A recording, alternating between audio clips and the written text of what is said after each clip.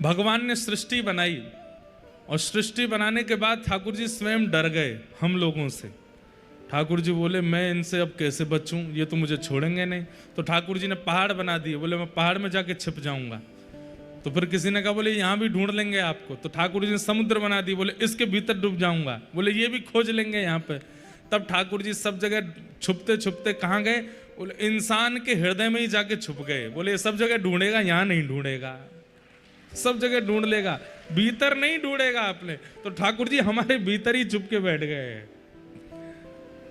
लेकिन हम गुरुजन, हम कथावाचक जन कथा सुना के यही बता देंगे कि ठाकुर जी भीतर ही बैठे हैं, फिर भी नहीं ढूंढेगा भीतर, हमारे भीतर ही बैठे हैं ठाकुर जी। ऐसे क्यों हैं ठाकुर जी? मैंने एक दिन और कथा में कहा था, यहां ठाकुर जी उद्धार करने के लिए नहीं, यहां ठाकुर जी संहार करने के लिए नहीं, उद्धार करने के लिए ठाकुर जी द्वारिका में बैठे हैं।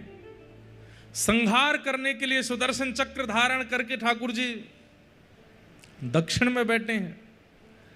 लेकिन स्वीकार करने के लिए ठाकुर जी भुजा पसार के जगन्नाथ बन के बैठे हैं कि हृदय से लग जाओ।